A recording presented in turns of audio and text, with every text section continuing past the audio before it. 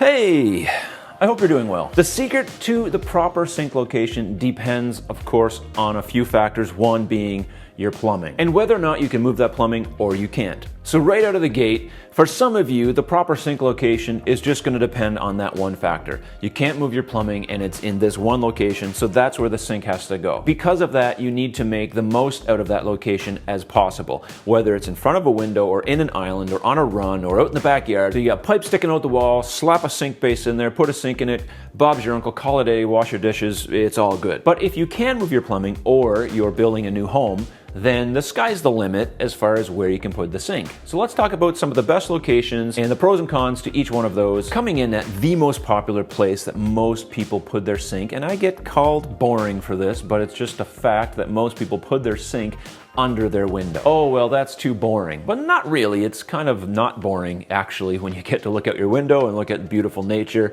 It's less than boring. But anyway, that location is really, really popular and one that is a go-to, especially in many North American homes. I don't know where this trend started or why putting the sink under a window became a thing. Actually, I do know why.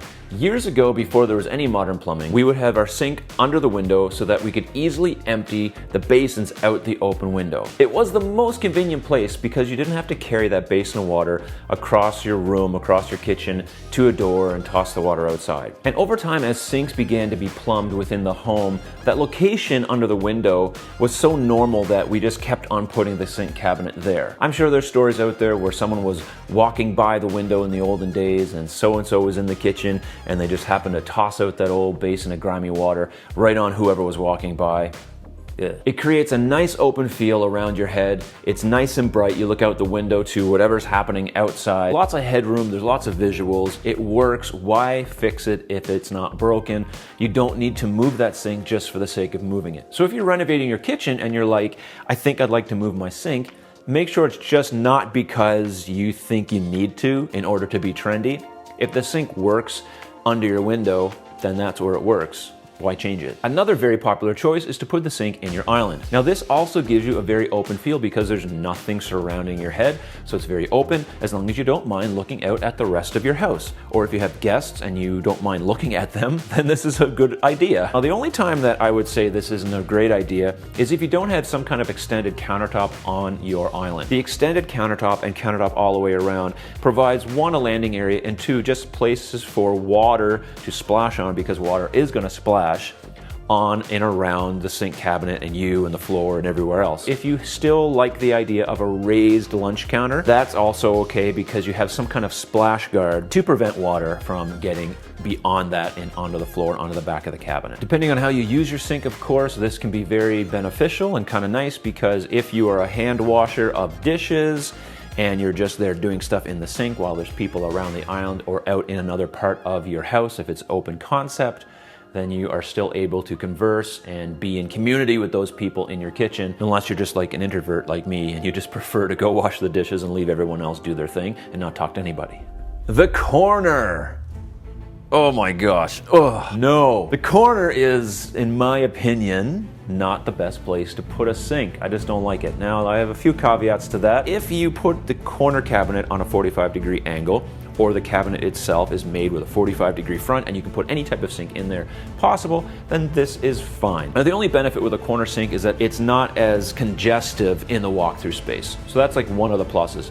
But the negatives are around whether or not you have laminate countertop or not, and having water around that seam is never a good idea. And in a corner cabinet, it seems that water splashes onto the cabinet and onto the floor easier just because of the shape of the front of that unit. Okay, I realize I'm a little bit hard on the corner sink idea. Just to be fair, I'll show you a few of these really cool corner sink ideas that I came across. Even though it's not my favorite location and I'm not a fan of the 90-degree corner sink, there's still some really great options out there if you're forced into that location or you just like it. For some people, the corner is the only place that that sink can go, and if that's the case, then you want to make that space as functional as possible and you want it to look nice as well. So of course, take everything I say with a grain of salt. If you have a corner sink and you love it, go you.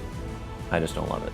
You can also put a sink on a run of cabinets. The sink is there and you're looking at either the wall or cabinets in front of you, and sometimes you can raise those cabinets up to give you some more headroom. Some people like to put a mirror there just to give the illusion that there's more space. There's lots of different variations, and I would say this is pretty popular, especially in smaller units or units where you don't have a window to put your sink under. This is a modern look, and there's ways to do it so that it doesn't feel so cramped. I think the big thing with sinks is that you just don't want it to feel claustrophobic. We sort of want it to have a little more open feel to it. So this would have the least amount of openness to it because of the cabinets in our face. Where should you not put a sink? The worst place that you can put a sink is either next to an appliance directly, so there's no landing space on one side, or with nothing on one side. So either directly up against a wall or on the end of a run so that it's just nothing on the end, it's just a little strip of countertop, the end of an island, or maybe just an end of an L shape that's open and there's no return wall on that end. It's really beneficial to have landing spots, landing areas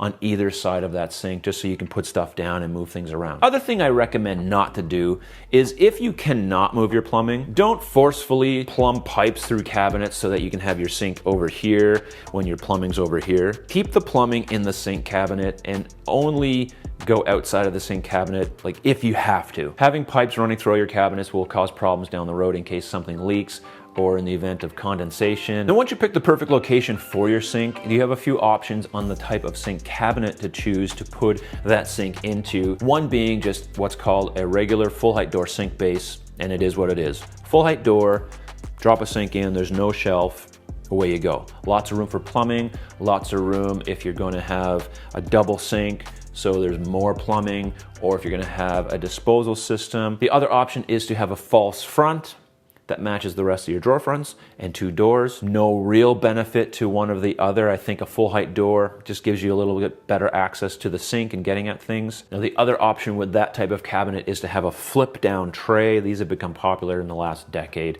where you have the hinge system on that mounted front and it flips down. And there's little plastic trays in there. You can put scrub brushes or sponges or whatever, and you can use that as some extra storage. The other option is to put in some kind of drawer bank system. Now for this, you need to be very specific on where your plumbing is, and you have to plan that out in advance to know how the cabinet is going to open and close around the plumbing pipes. And underneath the sink cabinet sometimes can be just this mess of cleaning supplies and stuff that just gets kind of left behind because the plumbing creates an issue for accessories and things that are pulling out. So having the drawers negates all that. You just have automatically this really nice storage system where you can put all your supplies, pull them out when you need them, and away you go. One more interesting feature you can do, and this is more of a design feature more than a functionality feature, but you can bump out that sink cabinet, normally 3 inches, to give you some depth and variety in the look of your kitchen. This is something that's easy to do, but again, has to be planned for. Now you can do this with RTA cabinets, you can do it with custom cabinets, or you can have custom cabinets made already with a bump out in the cabinet, so you just put it in place and away you go. Of course, you can't use laminate countertop if you're going to do that option. You have to go with a stone, some kind of solid surface, because it would have to be fabricated to fit that bump out. It looks really nice, it's an option. If you're curious of what the biggest problem is with a sink and how to potentially fix that problem, check out this video. It'll tell you all about it. Thanks for watching. Please consider subscribing and check the link in the description below if you'd like me to design your kitchen. Bye.